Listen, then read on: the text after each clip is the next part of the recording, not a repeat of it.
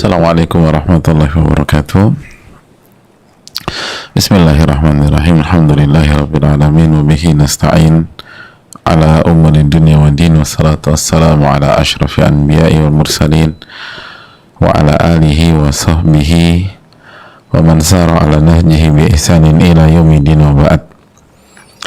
Hadirin Allah muliakan, alhamdulillah kita panjatkan puji dan syukur kita kepada Allah Subhanahu wa taala atas segala nikmat dan karunia yang Allah berikan dan Allah limpahkan kepada kita, nikmat yang gak pernah berhenti, di mana jantung kita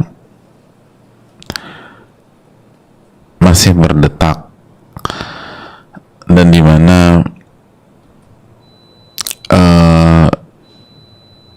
derap kaki ini terus melangkah. Maka di sana ada nikmat Allah Subhanahu wa taala. Dan nikmat yang terpenting adalah nikmat ilmu yang bermanfaat. Kesempatan untuk belajar, kesempatan untuk memperbaiki diri, kesempatan untuk berusaha menjadi wanita yang salehah, wanita yang beriman kepada Allah, wanita yang terus mendekat kepada Allah Subhanahu wa taala. Dan inilah tujuannya kita selenggarakan kajian ibu-ibu sekalian, di samping laki-laki dan bapak-bapak juga boleh ikut, karena bisa disampaikan ke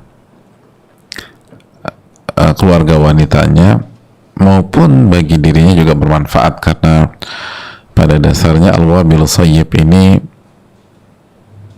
sangat bisa dan indah dipelajari dan dinikmati oleh siapapun. Oleh karena itu, marilah kita syukuri kebersamaan kita dengan al-wabil shayyib pada kesempatan kali ini. Sebagaimana salawat dan salam semoga senantiasa tercurahkan kepada Nabi kita, Rasul kita, Sayyidina Muhammadin sallallahu alaihi wasallam beserta para keluarga, para sahabat dan orang-orang yang istiqomah berjalan di bawah naungan sunnah beliau sampai hari kiamat kelak. Allahumma inna nas'aluka ilman nafi'an wa na'udzubika min ilmin la yanfa'. Ya Allah, berikanlah kami ilmu yang bermanfaat dan lindungilah kami dari ilmu yang tidak bermanfaat. Hadirin Allah muliakan, kita akan kembali bersama Al-Imam Ibnul Qayyim rahimahullah dalam kitab Al-Wabil Shayyib, dan kita sedang membahas tentang kesabaran, karena Al-Imam Ibnul Qayyim menyatakan bahwa secara garis besar kehidupan, sikap itu tinggal kita bagi menjadi 3 sikap aja, atau kehidupan itu tinggal kita isi menjadi tiga hal saja. Yang pertama, bersyukur kepada Allah, yang kedua bersabar, dan yang ketiga beristighfar. Nah, kita sedang membahas tentang kesabaran.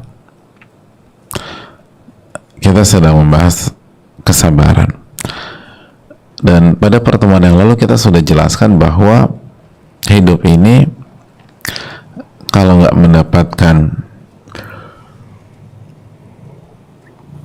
kenikmatan, maka mendapatkan ujian dan musibah dari Allah. Dan cara menyambut sebuah musibah atau ujian, cara merespon musibah atau ujian adalah dengan bersabar.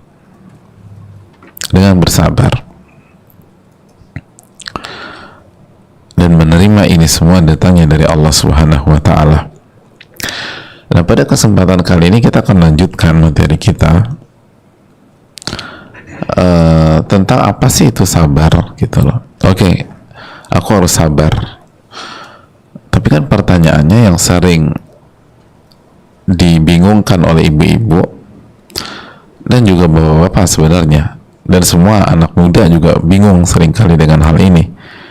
Kita tuh seringkali tahu kesabaran itu secara global. Sabar mbak, sabar mbak, sabar mbak, sabar bun, sabar bun, sabar bun.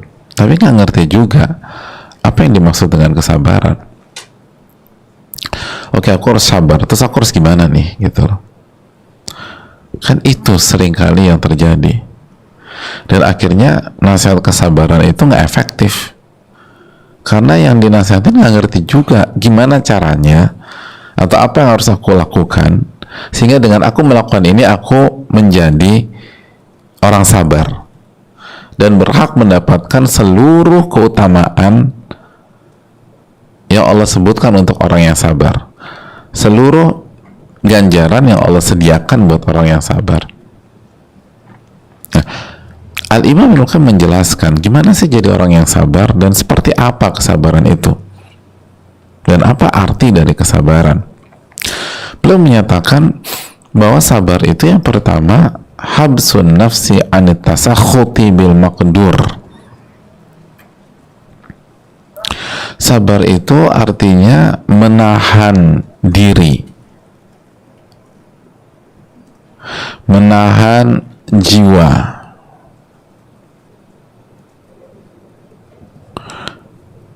menahan nafsu anit tasakhuti bil maqdur,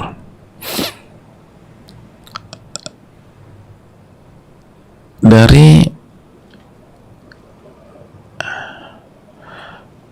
sikap kecewa, benci, marah, dan gak terima terhadap apa yang Allah telah takdirkan kepada kita. Gitu. Jadi hadirin Allah muliakan,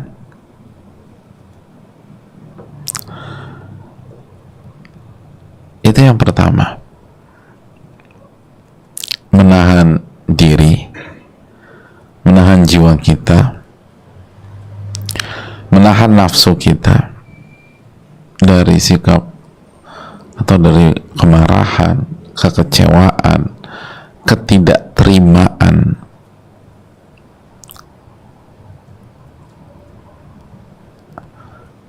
sebuah hal yang Allah telah takdirkan untuk kita.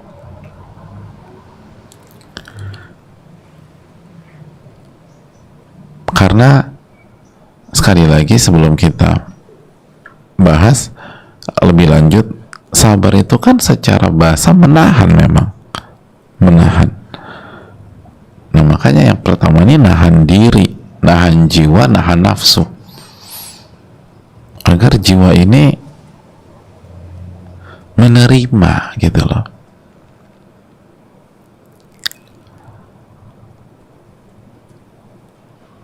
Agar jiwa ini nggak komplain,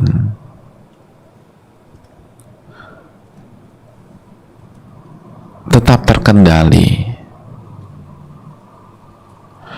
walaupun keinginannya nggak terwujud,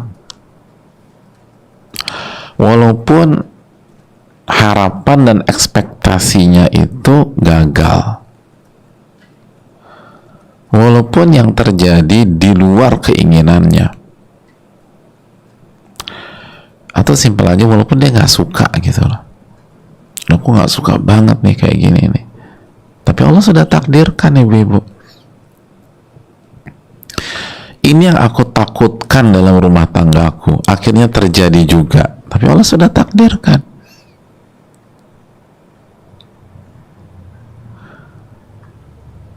Bersabarlah. Gimana dong? Tahan diri itu,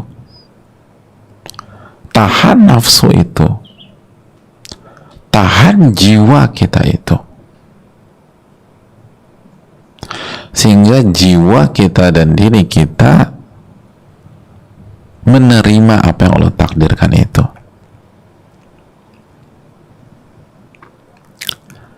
Gak marah, gak kecewa, apalagi depresi, stres. Enggak, bukan itu.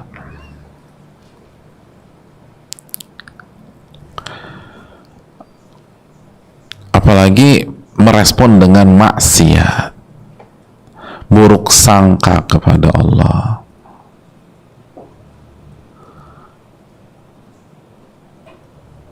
nyalahin Allah. Kenapa Allah kasih aku seperti ini, gitu kan ya. Hadirin Allah muliakan,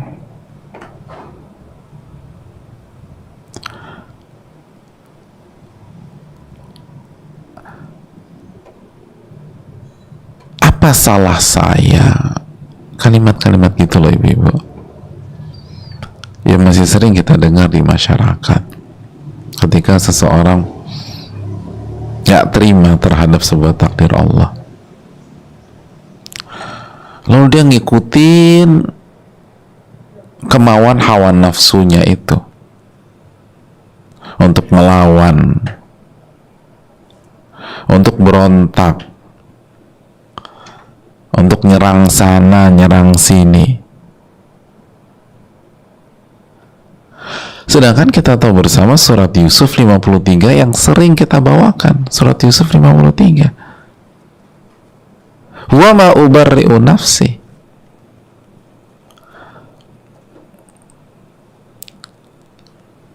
Inna nafsa la'ammaratun bisu'.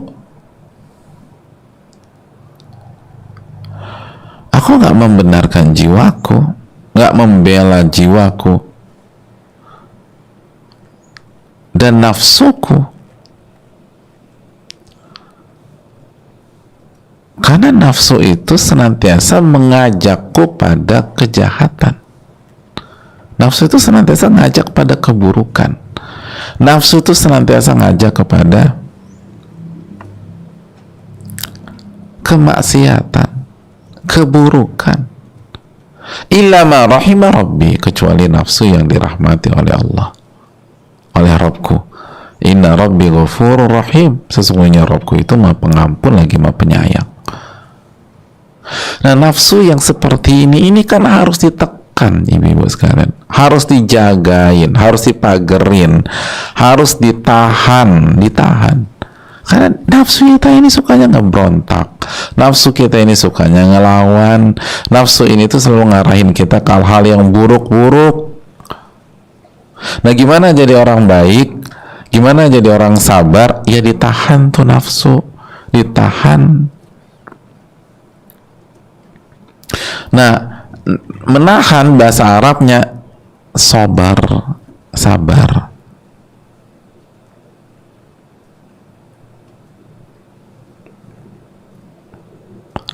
Sabar.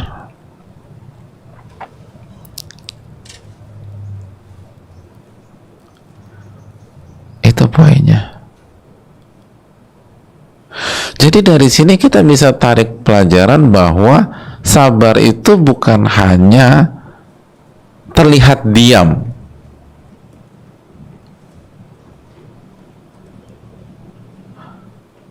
Padahal di dalam ini bergemuruh dan nggak terima, udah marah-marah, kesal. Enggak. Sabar itu luar dalam, jamaah sekalian. Di dalam tuh nafsu itu dikontrol, dikendalikan, ditahan agar dia tuh nggak liar, agar dia tuh nggak liar. Itu jemaah. Ingat, nafsu kita ini senantiasa ngajak kepada keburukan, makanya nggak boleh dibiarkan gitu aja. Nggak boleh didiamkan itu nafsu. Akhirnya jiwa kita rusak nanti, hati kita kotor. Makanya harus dihabis, harus ditahan.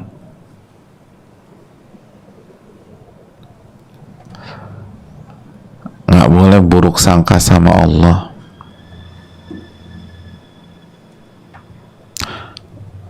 Itu nafsu itu selalu ngajak kita buruk sangka sama Allah, ngajak kita meyakini Allah itu jahat, mengarahkan kita berpikir Allah itu pelit, Allah tuh nggak adil. Kenapa hidup gue begitu nggak adil? Itu udah nafsu dah. Kenapa suamiku terus yang dibela? Kenapa mama selalu begini? Itu kan. Aku terus yang disalahkan. Itu keliaran hati gara-gara hawa nafsu kita. Keliaran hawa nafsu kita yang ada dalam hati kita itu. Nah, itu harus dijaga, harus ditahan baik-baik. Sehingga tuh hati kita itu prinsipnya inna lillahi wa inna ilaihi raji'un. Alladzina idza asabathum musibatun qalu inna lillahi wa inna ilaihi raji'un. Itu kan orang sabar. Sebagaimana dalam Al-Baqarah 156. Bahwa semuanya ini hakikatnya milik Allah. Dan kita akan kembali kepada Allah Subhanahu wa taala. Itu kan Al-Baqarah 156. Dan itulah orang-orang yang sabar. Wabasyiris sabirin. Berilah kabar gembira kepada orang-orang yang sabar. Siapa mereka ini? Poinnya.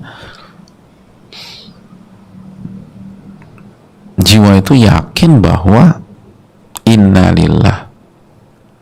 Kita ini semua milik Allah. Wa inna ilaihi raji'un. Dan kita akan kembali kepada Allah.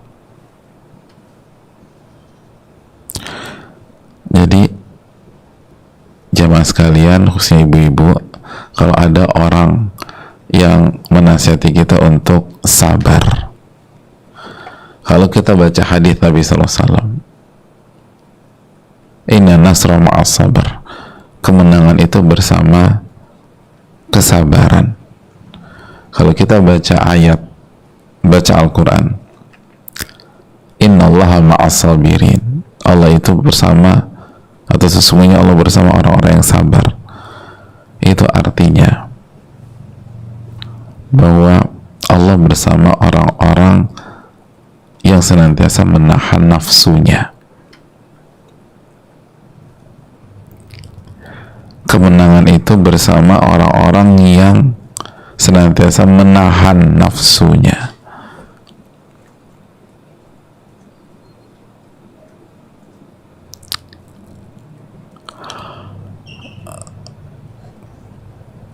Keberuntungan itu bersama orang-orang yang senantiasa menahan nafsunya. Itu poin.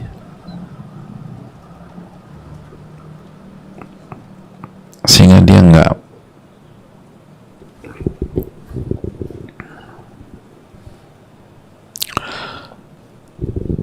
melakukan hal-hal yang tidak diridhai oleh Allah Subhanahu wa taala.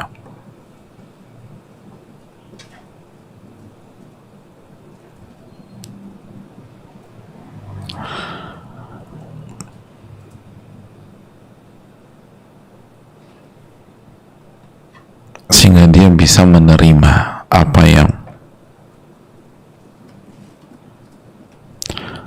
Allah tetapkan untuk dia,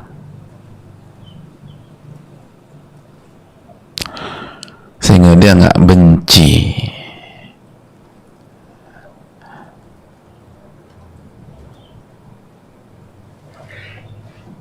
musibah atau ujian yang Allah takdirkan pada dia. Dia nggak benci.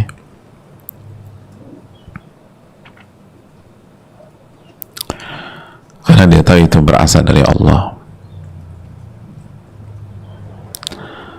yang maha sayang sama dia. Walaupun rasanya pahit, pasti banyak hikmah di balik itu semua. Dan dari sini kita bisa pelajari bahwa untuk bisa sampai titik tidak membenci apa yang Allah takdirkan,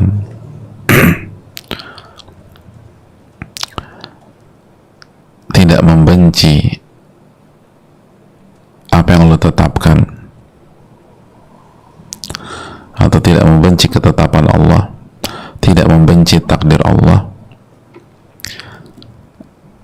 seseorang itu butuh perjuangan. Nggak bisa, sulit sekali bisa langsung seperti membalikan telapak tangan, enggak. Orang itu butuh menahan dan menahan nafsunya, jiwanya.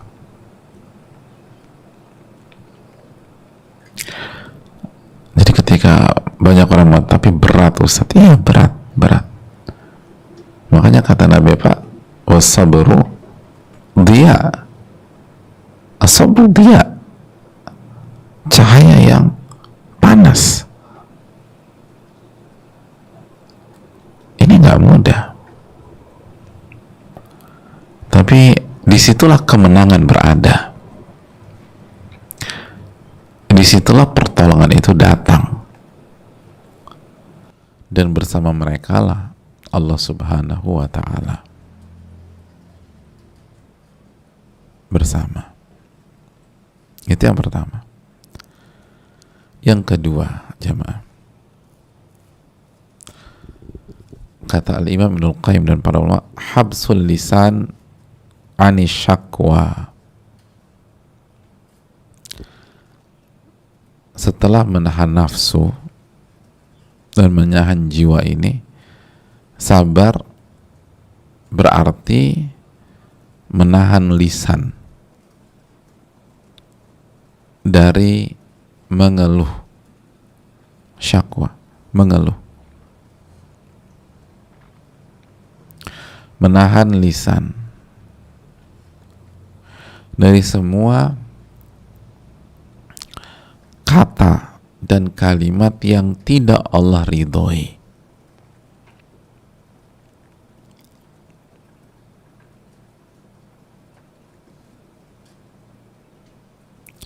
Dan diantaranya berkeluh kesah.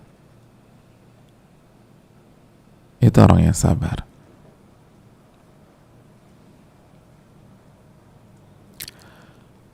Makanya coba kita buka lagi 155-156 dari Al-Baqarah.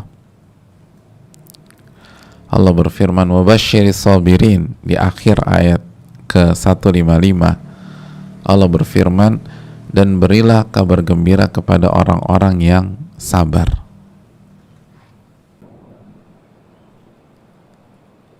Siapa mereka? Kita buka 156. Alladzina idza asabathum musibatun qalu inna lillahi wa inna ilaihi rajiun. Yaitu orang-orang yang ketika diberi musibah, dikasih ujian, yang meluncur dari lisan mereka, yang mereka ucapkan adalah inna lillahi wa inna ilaihi rajiun. Yang mereka ucapkan itu inna lillahi wa inna ilaihi rajiun, ibu-ibu sekalian. Mereka nggak mengucapkan kalimat-kalimat yang negatif. Mereka nggak berkeluh kesah. Mereka nggak mengedepankan curcol.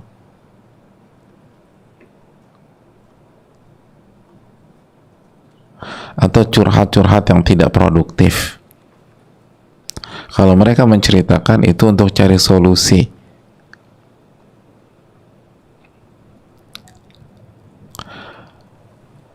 Ingin memang, tapi orang sabar itu menahan.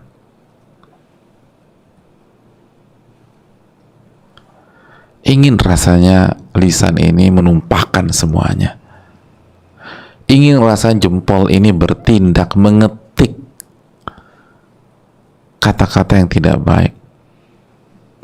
Tapi orang-orang yang sabar itu menahan. Menahan.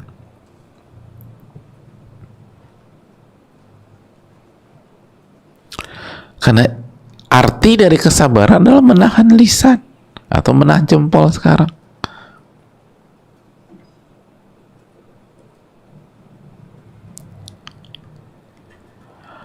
Hadirin Allah muliakan.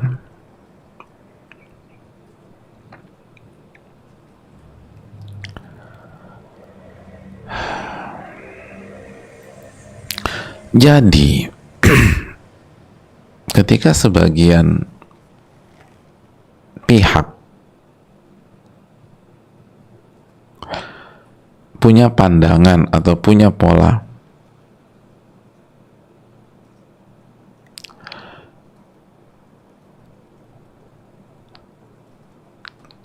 biarkan dia mengeluarkan unek-uneknya,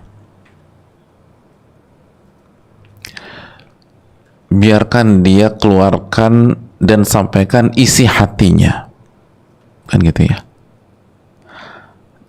Sebagian ibu bilang perempuan tuh harus gitu, harus dikeluarin baru lega. Ya namanya juga wanita Pak Ustadz, harus dikeluarin biar tenang.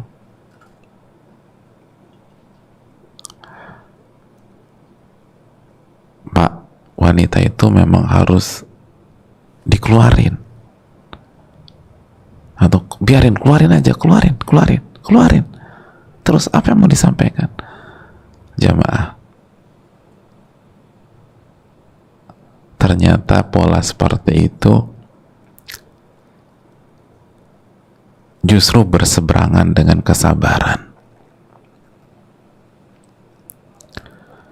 Sabar itu justru menahan, bukan dikeluarin semua.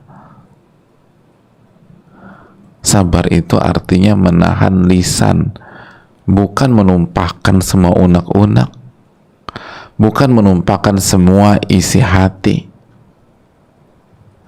bukan menceritakan semua yang mengganjal selama ini di dalam perasaan, bukan. Justru arti dari kesabaran itu nahan.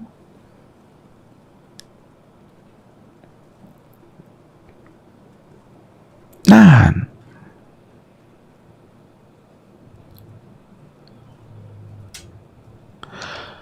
Tapi kalau nggak dikeluarin, nggak plong Ustadz.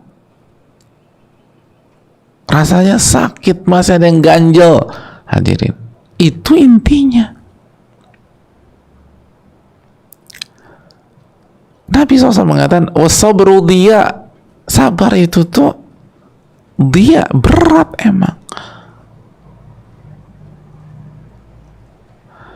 Tapi nyesek itu memang proses yang harus dijalani.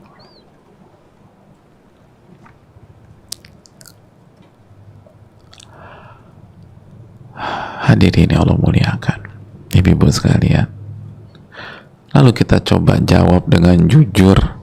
Kita yang punya pola seperti ini selama hidup kita, emangnya kalau udah ditumpahkan tuh unek-unek jadi tenang? Enggak juga. Jadi plong? Enggak. Plong di detik itu. Lalu berikutnya nyesek lagi, bahkan lebih parah daripada sebelumnya.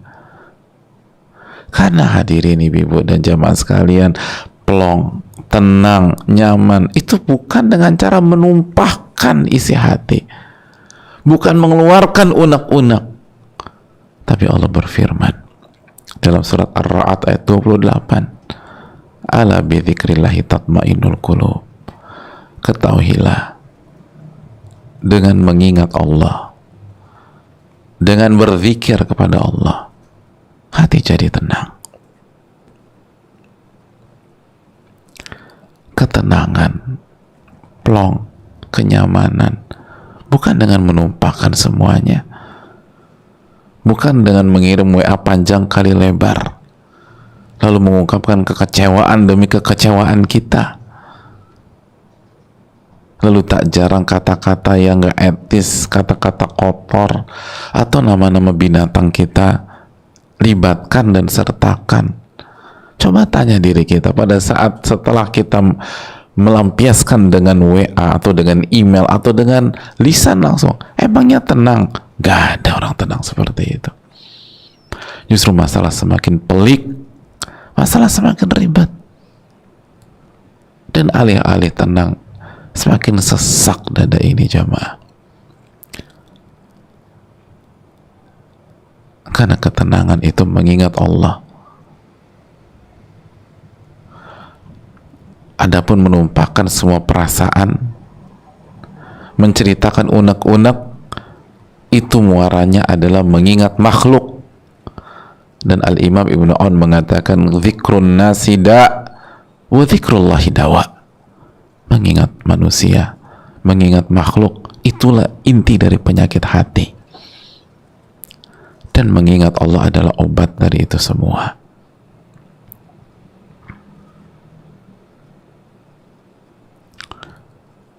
Makanya hadirin Allah muliakan, kalau kita kembali ke poin yang pertama kali, tahan nafsu kita, tahan jiwa kita. Gimana caranya? Dengan mengingat Allah Subhanahu wa ta'ala. Itu poinnya. Dan dengan nafsu kita ditahan, jiwa kita ditahan dengan mengingat Allah, lisan kita ini akan berhasil juga ditahan biidznillah. Karena semuanya tergantung yang pertama nih jamaah. Ibu-ibu nggak akan bisa nahan lisan kalau ibu-ibu belum berhasil menahan nafsu dan menahan jiwa ini. Dan menahan nafsu dan jiwa itu dengan mengingat Allah. Dengan mengingat Allah. Bukan dengan melampiaskan unek-unek. Makanya coba perhatikan deh, kalau ibu-ibu udah curcol 1 jam 2 jam, emangnya selesai masalah? Emangnya hati jadi tenang? Terkesan tenang ya. Gue udah plong setelah gue cerita semua sama lo. Hingga itu bukan plong, terkesan plong. Coba kita lihat pas bubaran, pas balik lagi ke rumah, kembali deg-degan.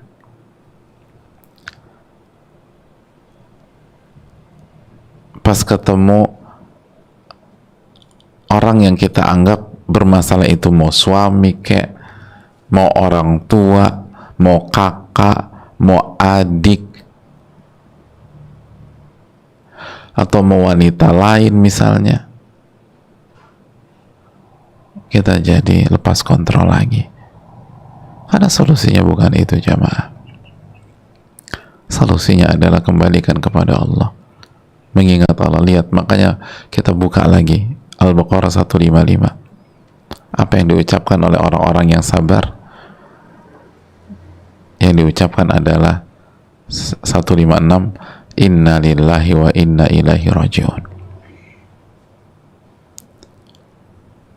Inna lillahi wa inna ilaihi raji'un.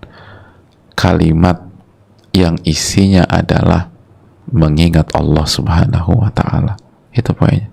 Ini kalimat yang isinya mengingat Allah, bahwa kita semua milik Allah dan akan kembali kepada Allah.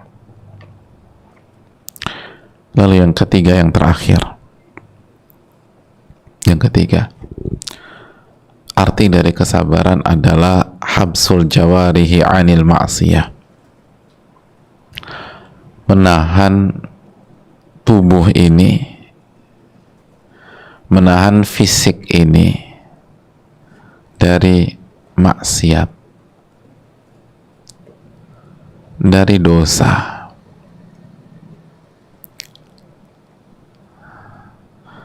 Jadi menahan anggota tubuh kita dari maksiat.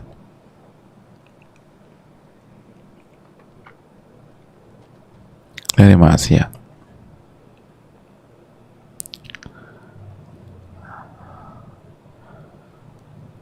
Mbak, kamu mau kemana mbak? Aku mau labrak dia.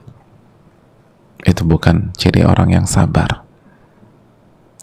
Orang yang sabar akan nahan tubuhnya, akan menahan fisiknya dari maksiat.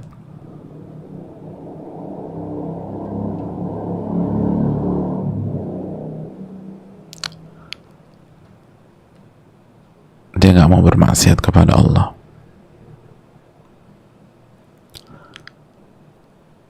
Karena dia tahu maksiat itu bukan solusi.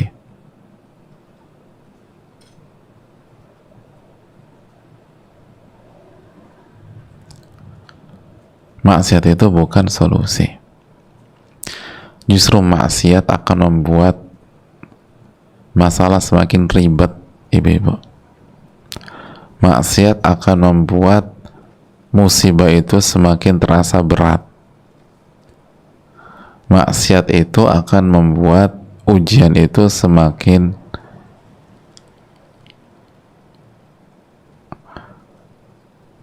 besar.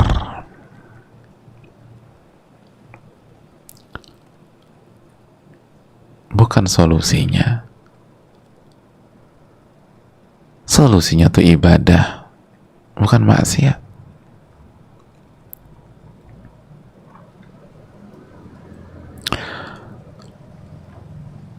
Karena nggak sabar dengan perlakuan suami, akhirnya buka komunikasi dengan laki-laki lain. Mulailah maksiat diawali. Selesai masalah? Enggak. Tambah parah masalah. Hati tenang? Enggak. Itu pelarian, pelampiasan. Nggak ada ketenangan di situ. Itu bukan orang-orang yang sabar. Ingat, kemenangan, pertolongan itu bersama kesabaran. Berarti nggak akan ditolong sama Allah kalau cara kita begitu, ibu-ibu.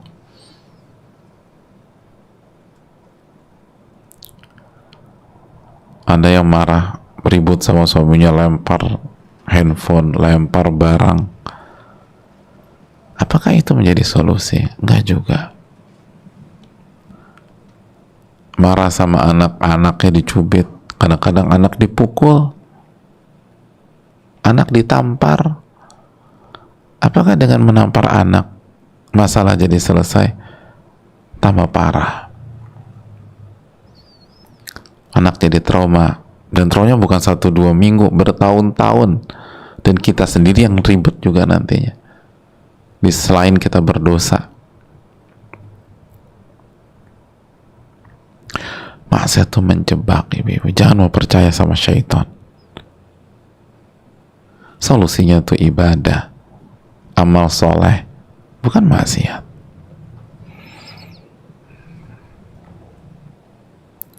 Ada sebagian ibu-ibu atau wanita ketika nggak terima dikasih ujian setelah hijrah, nggak terima dikasih musibah setelah hijrah, akhirnya diputuskan, dia buka hijabnya, dia buka khimarnya, dan dia kembali berpenampilan terbuka karena dia kesal, dia marah. Emangnya solusi? Emangnya dengan itu Anda jadi tenang? Enggak. Justru tambah parah.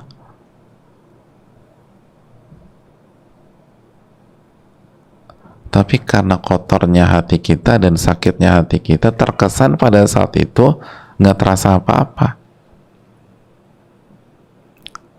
Hadirin, kalau kita punya sakit gula nih, gula, itu kita terluka kayak nggak rasa sakit apa-apa loh.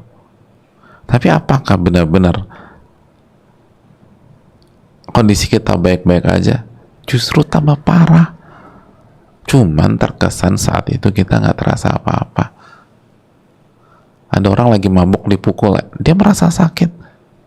Enggak. Tapi apakah artinya dia baik-baik aja? Justru tambah parah.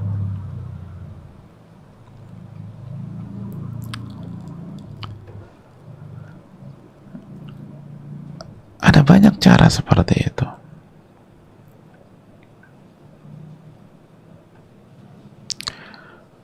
Ada sebagian ibu-ibu merasa kecewa, tidak mendapatkan perhatian dari suaminya, akhirnya dia pulang malam. Ketika ditanya, kenapa sih kamu pulang malam? Aku nggak pulang malam, Pak Ustadz. Aku pulang pagi. Ya tamat, lebih parah juga. Ya udah, kenapa pulang pagi? Aku lakukan ini biar suamiku itu nyariin aku, biar suamiku itu perhatian sama aku. Terus dapat? Enggak. Ya betul kan, bukan begitu caranya. Justru tambah berantakan.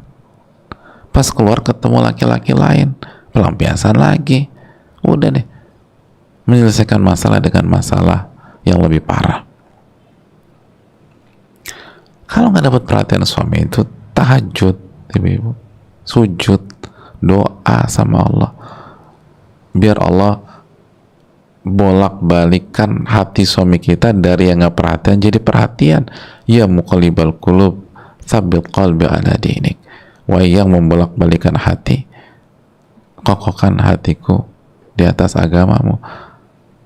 Yang membolak-balikan hati itu Allah. Banyak di antara kita, banyak di antara wanita itu untuk dapat perhatian, untuk mendapatkan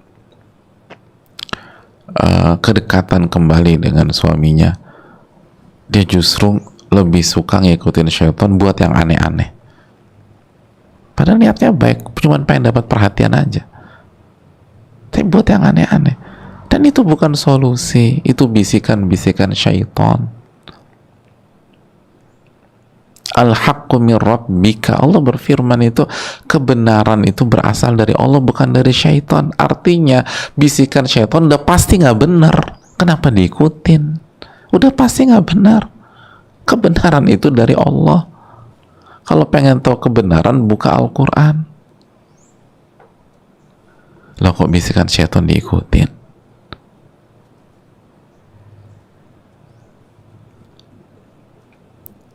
Allah yang udah mengatakan bahwa kebenaran itu datangnya hanya dari Allah.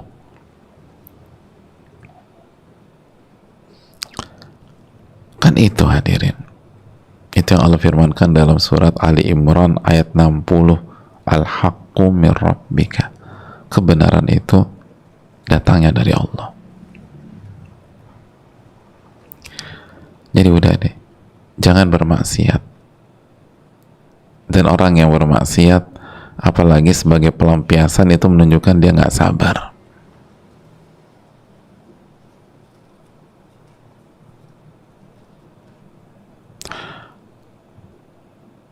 Ada banyak, sebaliknya ada banyak misalnya suami selingkuh. Kenapa mas selingkuh? Ya habis suami saya begini Pak Ustadz. Istri saya begini Ustadz. Ya hadapi sabar, bukan dengan selingkuh. Selingkuh tidak menyelesaikan masalah. Atau sebaliknya suaminya selingkuh, istrinya selingkuh lagi. Emangnya dia doang yang bisa? Gue juga bisa.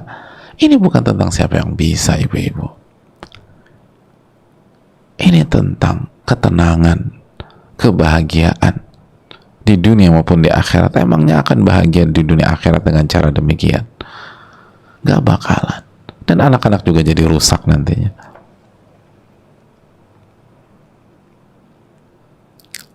Tahan diri kita, tubuh kita, fisik kita dari maksiat. Dan kalau kita bisa melakukan 3 hal ini, maka kita berhasil jadi orang yang sabar. Kata Al-Imam Ibnul Qayyim, "Famadaru sabri ala hadhil arkani thalatha." Dan esensi dari kesabaran itu ya 3 hal ini. Arti dari kesabaran ya 3 hal ini. Menahan nafsu dan jiwa kita, menahan lisan, dan menahan anggota tubuh dari maksiat.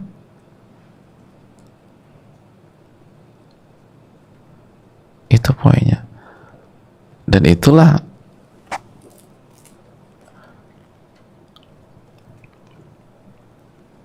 yang dimaksud dengan kesabaran. Karena sabar secara bahasa adalah menahan, bukan melepas, bukan membiarkan.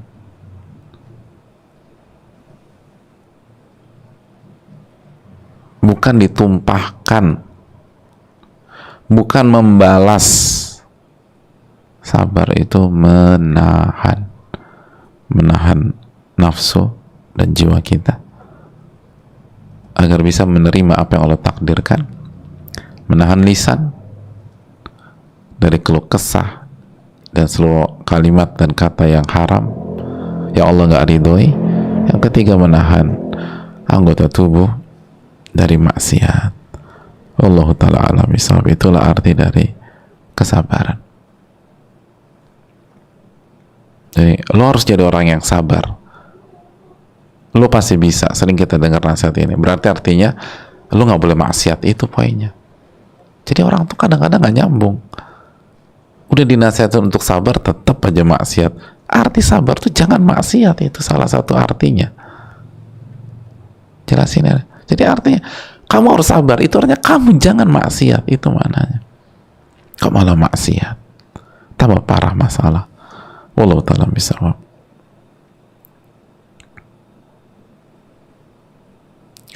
Assalamualaikum Ustaz. Kita buka sesi tanya jawab. Wassalamualaikum Muhammad, dan ini pertanyaan pertama. Assalamualaikum Ustaz. Waalaikumsalam warahmatullah. Semoga Ustaz dan tim selalu dirahmati oleh Allah. Amin ya rabbal alamin. Afwan, Ustaz ingin bertanya mengenai kajian bagaimana cara menghadapi atau menyikapi suami yang sering marah-marah Ustaz.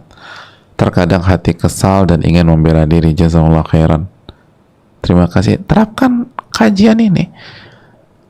Tahan nafsu kita. Emang nafsu tuh pengen ngejawab aja. Jangankan suami marah, suami nggak marah aja, nafsu kita sebagai istri pengennya ngejawab, pengennya ngedebat. Apalagi kalau suami udah marah dan marahnya nggak jelas pula. Waduh,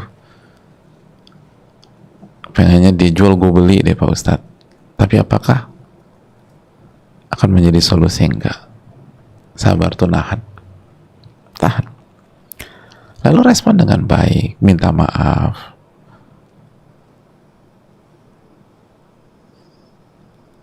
Minta maaf, jangan dilawan. Apalagi suami lagi marah-marah, udah minta maaf aja. Nggak akan mengurangi derajat kita di sisi Allah kok.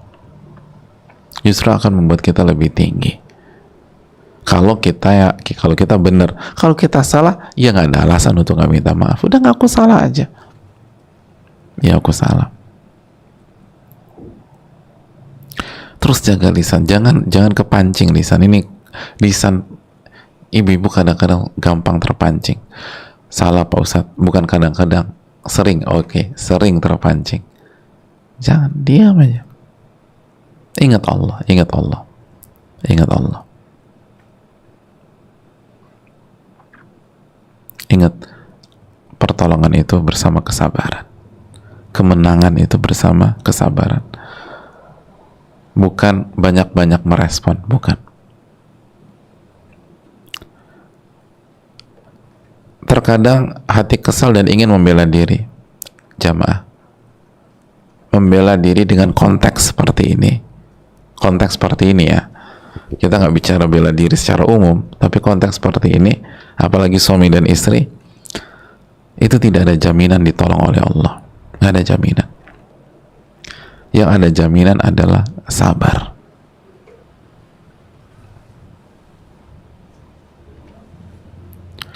Wallahu ta'ala alam bisawab.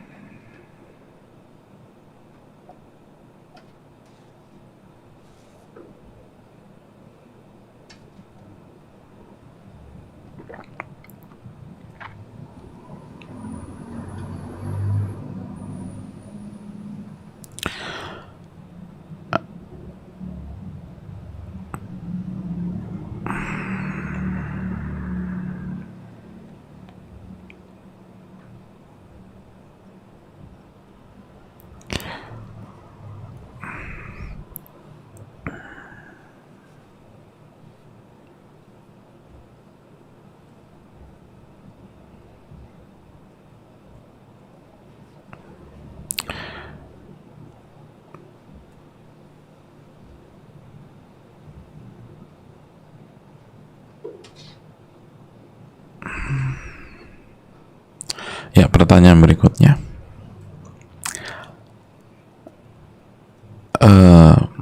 Assalamualaikum. Waalaikumsalam. Saya ibu dari 2 anak berusia 29 tahun. Saya mau bertanya,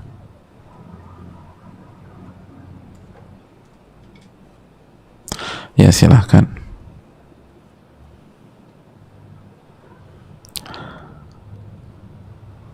Apabila saya ditunjukkan pengkhianatan yang terjadi oleh suami, dan suami lebih memilih untuk menceraikan istrinya, tetapi karena terhalang oleh keempat orang tua yang tidak setuju perceraian, akhirnya kami hanya pisah rumah, pisah kota, tanpa perceraian. Tapi tidak bisa dibilang rujuk, karena suami kelihatan sekali membenci istrinya yang memergoki dan akhirnya memilih tinggal di luar kota agar dekat dengan selingkuhannya. Yang ingin saya tanyakan, apakah proses sabar yang saya lakukan demi anak dan orang tua ini diterima oleh Allah? Karena saya pun tidak bisa memenuhi hak dan kewajiban sebagai istri kepada suami. Dan pertanyaan kedua, bagaimana meyakinkan diri bahwa sesuatu yang diperlihatkan oleh Allah itu adalah sebuah ujian ataukah sebuah petunjuk untuk saya melepaskannya? Iya, hadirin Allah muliakan. Yang pertama nih jamaah,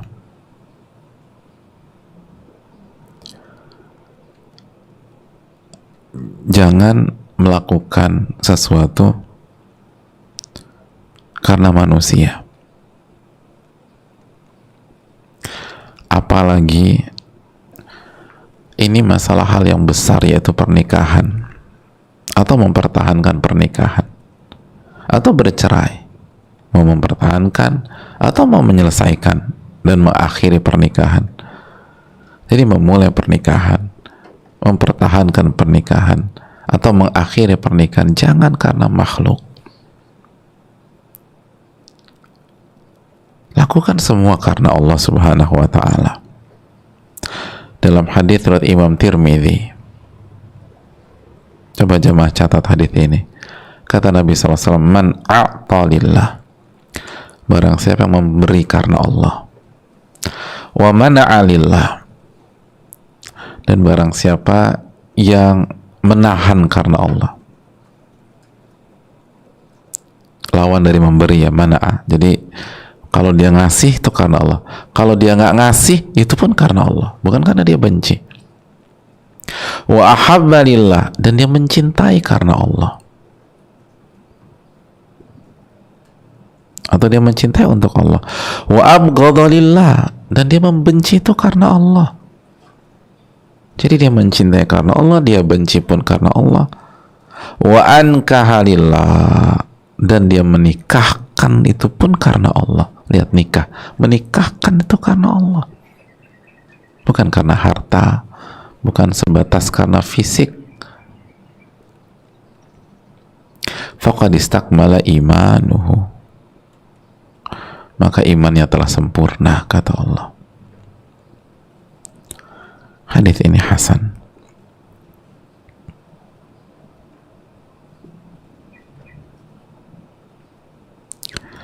Jadi hadirin Allah muliakan, hadis ini membuka mata kita bahwa pernikahan dan yang berhubungan dengan pernikahan itu dilakukan karena Allah. Kita menikah karena Allah, kita pertahankan pernikahan kita itu karena Allah, dan kita akhiri pernikahan kita jika memang Allah yang meminta kita demikian, atau ketentuan Allah yang menyuruh kita demikian, bukan karena kita sakit hati, bukan karena kita benci, bukan karena kita kecewa, tapi karena Allah Subhanahu wa taala. Maka sekali lagi, kalau kita ingin mengakhiri pernikahan kita, coba tanya deh, tapi aku nggak tahu Ustaz, apakah ini karena Allah atau tidak, apakah Allah ridha atau, tanya guru kita, tanya ustadz-ustadz kita, yang benar nggak nih arahnya bercerai. Kalau mereka bilang jangan bercerai karena ini dalilnya demikian, jangan bercerai, perjuangkan, dan yakin Allah akan kasih keberkahan.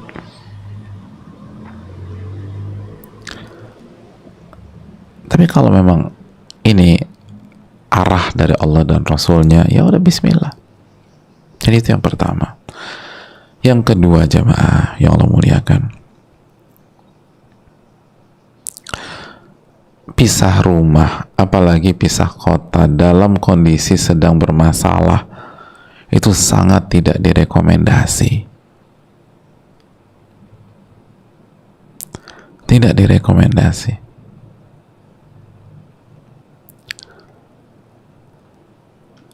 Oleh karena itu Allah berfirman dalam surat At-Talaq ayat pertama, bukan surat At-Talaq ayat pertama, hadirin. Allah berfirman, wattaqullaha rabbakum, dan bertakwalah kepada Allah Rabb kalian. Ini ayat panjang ya, kita sebutkan potongannya. Wattaqullaha rabbakum, dan bertakwalah kepada Allah yang merupakan Rabb kalian. La tukhrijuhunna min buyutihin, jangan kalian itu keluarkan istri kalian dari rumah kalian. Jangan keluarkan istri dari rumah. Wala yakhrujna illa ayyatina bifahishatin mubayyinah, dan jangan sampai istri kalian keluar dari rumah kecuali karena telah melakukan perbuatan keji yang jelas, perselingkuhan, zina, perbuatan keji. Itu pengecualian. Kalau enggak, jangan keluarkan dari rumah. Jangan keluarkan istri kalian dari rumah, dan jangan biarkan dia keluar dari rumah. Apa pesannya, ibu-ibu sekalian? Ketika ada masalah, jangan pisah rumah. Itu hanya membuat masalah jadi ribet, jadi panjang, dan peluang berantakan lebih besar daripada peluang islah. Peluang dipermainkan syaitan lebih besar daripada jika kita tetap satu rumah.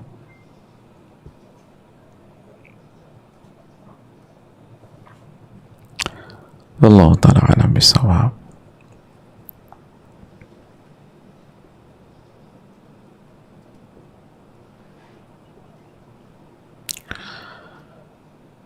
Dalam kehidupan, hadirin, sunatullahnya ada dua orang saling benci,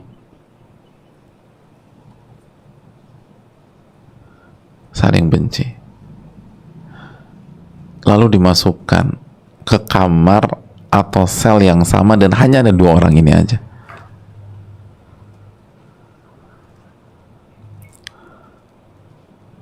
Maka peluang mereka berdamai dan nanti jadi teman itu jauh lebih besar daripada peluang mereka tetap ribut. Ada kemungkinan mereka tetap ribut, tapi peluang dan data di lapangan itu lebih banyak jadi temannya, karena setiap hari ketemu. Yang awalnya nggak mau bicara, mau nggak mau kan bicara. Makanya kan kata masalah itu dihadapi. Kita jangan pernah cari masalah. Kata Nabi, jangan berharap ketemu dengan musuh. Jangan pernah minta masalah. Tapi kalau Allah kasih masalah, hadapi dengan minta pertolongan Allah. Wa idza laqitumuhum fasbiru. Kata Nabi SAW, kalau kalian Allah takdirkan bertemu, hadapi dengan kesabaran. Hadapi. Bukan satu di mana satu di sini, itu tambah parah, jemaah. Atau peluang tambah parah itu semakin besar.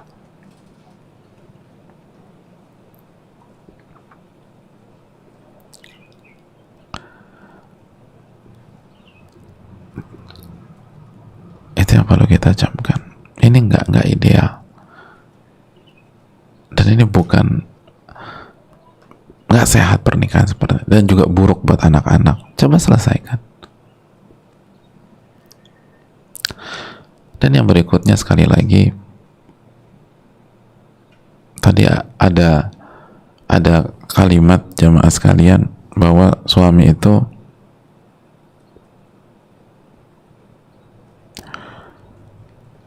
benci istrinya yang memergoki dia.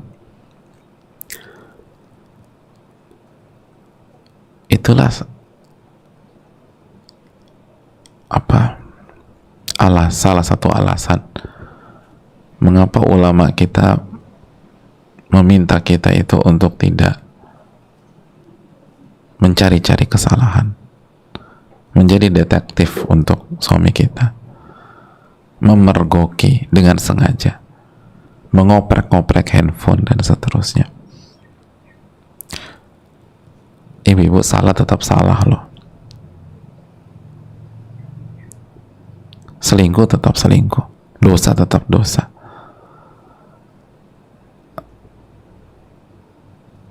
Tapi memergoki dengan sengaja buka-buka handphone suami, itu bukan solusi dari sebuah masalah. Ulama kita mengajak kita cari solusi, bukan membuat masalah tambah ribet. Suami yang seperti itu jelas salah, tapi kan pertanyaan apa solusinya?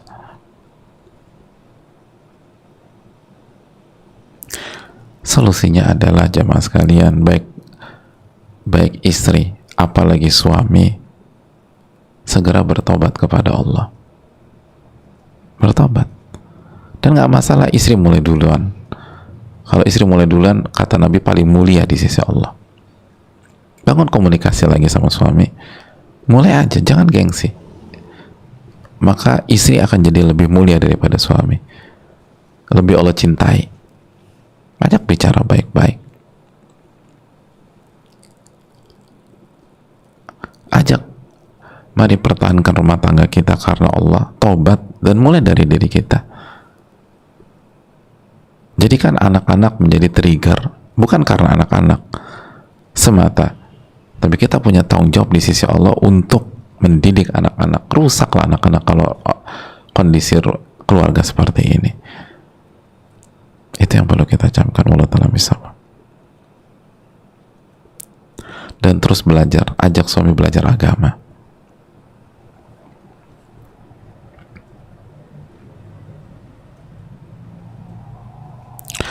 Assalamualaikum warahmatullahi wabarakatuh. Waalaikumsalam warahmatullahi wabarakatuh. Semoga Ustadz, keluarga, tim, dan semua muslim dan muslimat dimanapun berada selalu dalam lindungan dan kasih sayang Allah. Izin bertanya, apakah termasuk kufur nikmat apabila seorang istri menginginkan agar suami lebih mendalami ilmu agama dan mengenal sunnah Nabi Sallallahu Alaihi Wasallam, dan selain itu suami sangatlah baik dan bertanggung jawab, tapi beliau bilang bahwa tahu tapi belum bisa mengikuti? Apa yang harusnya istri lakukan agar suami mengerti bahwa penting sekali belajar ilmu agama untuk pegangan hidup kita? Karena kadang kalau istri menyampaikan nasihat seperti lelucon karena masih berbeda pemikiran. Beliau bilang hidup saya kaku dan gak asik. Jazakallah khairan, barakallahu fiq. Hadirin Allah muliakan, kalau suami mengatakan dia sebenarnya udah tahu tapi belum bisa mengikuti, maka yang pertama, berdoa kepada Allah. Doa biar Allah semakin kuatkan hati suami kita. Yang kedua, syukuri yang ada sambil kita benahi yang kurang. Suami sampai pada titik mengatakan saya mengerti tapi saya belum bisa, itu udah bagus loh. Bukan berarti ideal ya, bukan berarti benar ya, tapi udah lumayan lah. Daripada dibantah langsung dan menunjukkan egonya dan saya ini lebih pintar segala macam, kan lebih mending kayak begini. Tapi bukan berarti udah selesai, belum. Tapi syukurilah yang ada dulu. Nanti kan la in syakartum la azidannakum, jika kalian bersyukur aku akan tambah. Lalu yang berikutnya, berikanlah keteladanan dengan perubahan real kita. Kita dulu berubah. Kita dulu jadi istri yang lebih baik, lebih sabar, lebih berkhidmat, lebih melayani. Terus tunjukkan perubahan. Insya Allah akan kasih hidayah buat kita dan buat suami kita. Beliau bilang hidup saya kaku dan gak asik, gak masalah. Gak ada masalah. Kebahagiaan itu bukan pada komentar orang, hadirin. Kebahagiaan itu ada pada hati. Pada saat hati kita mengingat Allah Subhanahu wa ta'ala. Allah ta'ala bisawab.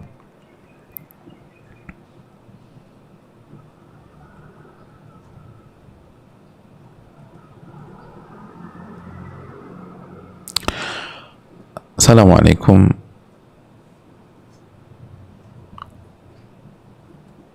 Waalaikumsalam warahmatullahi wabarakatuh. Semoga Ustadz dan tim dan seluruh kaum muslimin dalam lindungan Allah, amin ya rabbal alamin. Mau bertanya Ustadz, saya mempunyai anak yang sudah dibilang dewasa, usianya karena sudah 22 tahun. Iya Bu, ini dewasa banget, 22 tahun. Dewasa kan akil balik Bu. Dari kecil insya Allah selalu saya didik untuk kenal agama dan selalu saya arahkan istiqomah selalu di jalan Allah. Tapi setelah dewasa ini sepertinya semua sudah tidak bisa dikendalikan lagi. Baru-baru ini tanpa sengaja saya melihat sesuatu yang tidak pantas dilakukan terjadi. Saya shock dan sedih banget Ustadz. Apa yang harus saya lakukan? Hubungan kami selama ini dekat dan sepenglihatan saya mereka selalu mengerjakan amalan yang wajib dan sunnah. Mohon pencerahan Ustadz, apakah saya telah gagal menjadi ibu? Ya, terima kasih. Yang pertama sekali lagi saya ingatkan terus, kalau nanya jangan lupa kita doakan, dan salah satu yang kita jangan lupa kita berdoa sama yang telah kasih ilmu kepada kita. Dan jangan lupakan Ibnul Qayyim rahimahullah, kita kan belajar kitab beliau, doakan beliau. La yashkurullah man la yashkurun nas, tidak bersyukur kepada Allah orang yang tidak bersyukur kepada manusia. Terus tadi ada poin yang saya belum jawab di pertanyaan sebelumnya, tentang kalau kita diperlihatkan sama Allah, tentang suami tadi ya.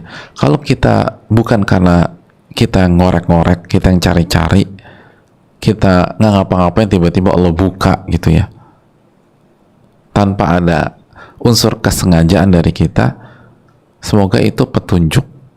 Tapi apakah itu petunjuk untuk melepaskan? Terlalu jauh untuk menyimpulkan demikian. Kan bisa jadi petunjuk untuk bertobat, petunjuk untuk beristighfar. Kenapa harus berpikir petunjuk untuk melepaskan? Asal kita semua bersikap bijak dan kembali kepada Allah. Ini juga apakah saya gagal jadi ibu ya ketika melihat anak demikian? Hadirin Allah muliakan,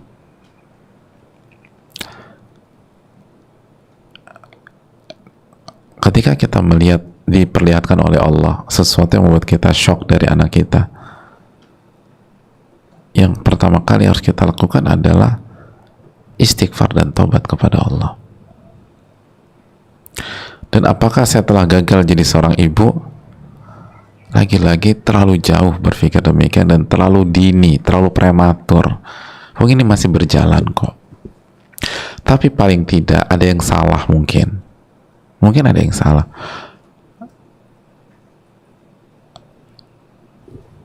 Beliau mengatakan gini, sepenglihatan saya mereka selalu mengerjakan amalan yang wajib dan sunnah. Itu bagus, tapi pertanyaan gini, apakah mereka mengerjakan amalan wajib dan sunnah karena memang mereka mencintai Allah, ikhlas karena Allah, atau karena takut sama ibunya, atau karena dikontrol semata sama ibunya, atau karena mereka nggak mau mengecewakan ibunya, atau khawatir ibunya marah? Jangan-jangan selama ini kita mendidik mereka hanya mengerjakan amalan-amalan zohir saja, lupa mendidik amalan hati mereka. Itu kan harus kita pikirkan.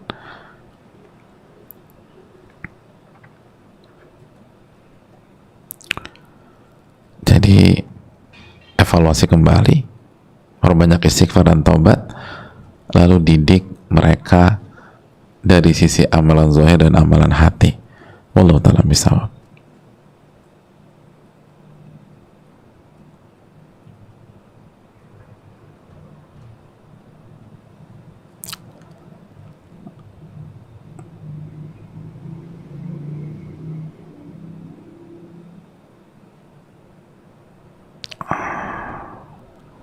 Assalamualaikum warahmatullahi wabarakatuh. Waalaikumsalam warahmatullahi wabarakatuh. Semoga Allah merahmati Al-Imam Ibnul Qayyim, amin ya rabbal alamin, dan seluruh ulama kita, amin ya rabbal alamin.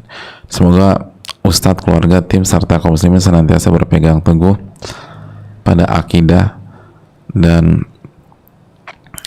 pola yang benar, amin ya rabbal alamin.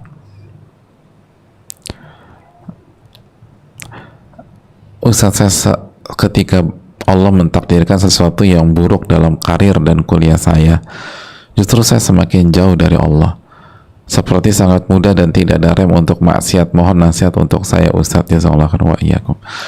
Hadirin, inilah tentang tadi arti dari kesabaran. Jangan respon dengan maksiat ketika kita menghadapi hal yang tidak kita inginkan.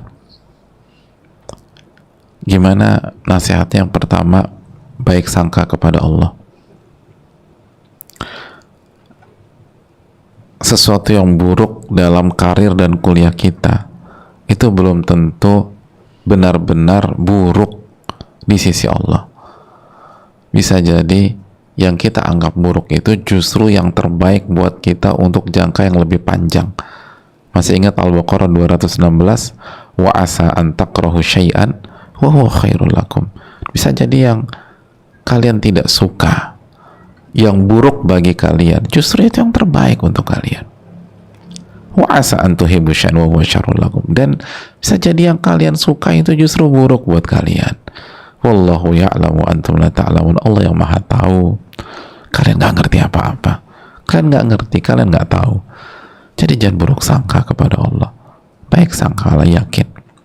Dan contoh sudah banyak. Betapa banyak orang-orang yang gagal di pendidikan formalnya, justru itu adalah awal kebangkitan dia sebagai seorang manusia.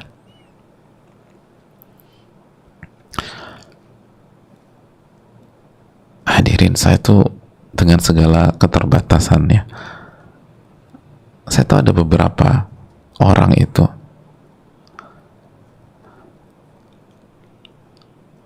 sekolahnya berantakan, pendidikannya hancur, tapi justru itulah titik tolak dia, sehingga dia bertobat, sehingga dia merubah pola, sehingga dia kembali on track. Allah yang maha tahu, dan dia dapat yang lebih baik lagi, dia dapat yang jauh lebih baik lagi. Itu yang harus kita tanamkan. Wallahu ta'ala bishawab.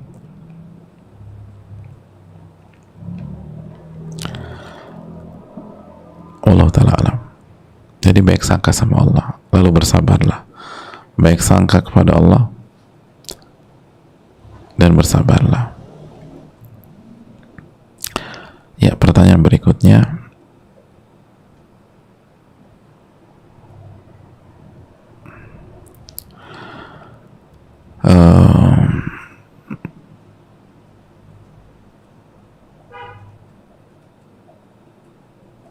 pertanyaannya, Assalamualaikum warahmatullahi wabarakatuh. Waalaikumsalam warahmatullahi wabarakatuh.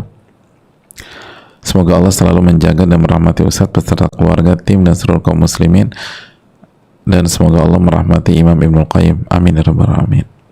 Afwan, izin bertanya Ustadz, bagaimana sikap Ana seharusnya ketika suami Ana dicela dan dituduh yang belum jelas faktanya di depan Ana oleh orang tua Ana sendiri?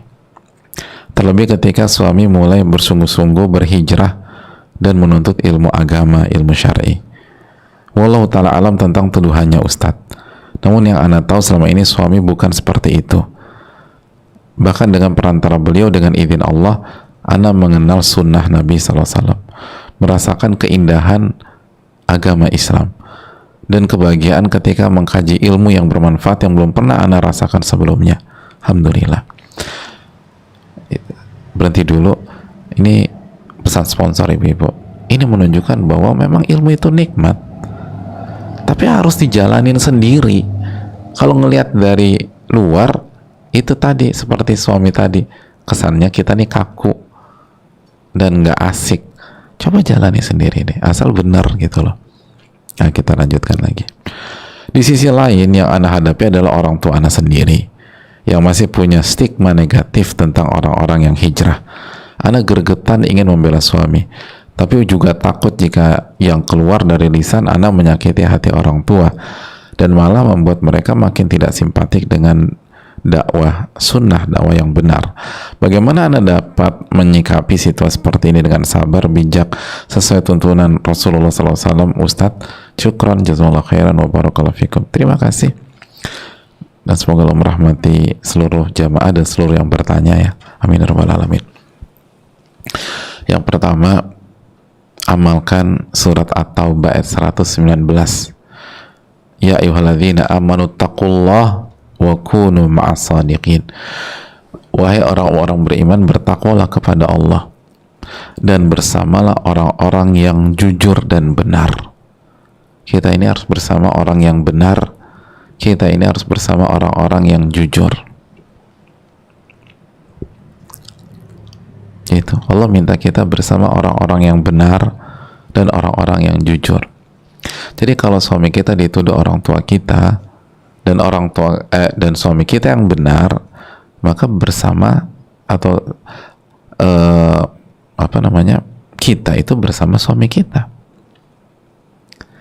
Tapi yang perlu kita ingat begini, kita bersama suami kita karena dia benar, misalnya ya, dia benar, ini benar atau enggak gitu, pokoknya kita harus bersama yang benar, bersama suami kita karena dia benar, tapi di waktu yang sama tetap berbakti sama orang tua kita, karena ini dua kotak yang berbeda.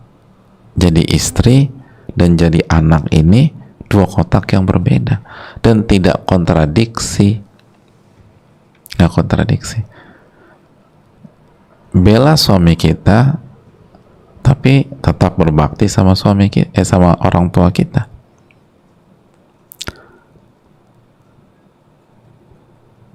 Sampaikan apa yang mungkin tidak bisa disampaikan suami kita untuk membela kehormatannya, tapi di waktu yang lain, di sisi yang lain bicaranya biasa aja, nggak usah marah-marah. Biasanya bicaranya baik aja, santai aja, bijak saja, nggak usah emosi. Aduh, aku nih khawatir kebawa emosi, Ustaz. Doa dulu, sholat dulu, minta petunjuk sama Allah, wudhu dulu terus sholat, doa pada saat sujud, habis itu hadapi, bicara baik-baik, minta pertolongan kepada Allah. Dan ingat, ada lebih dari satu tugas yang harus kita kerjakan. Yang pertama, bela kehormatan suami bersama pihak yang benar, tapi di waktu yang sama tetap disuruh birrul walidain. Saya rasa cukup sampai di sini. Jazakallahu khairan, semoga bermanfaat.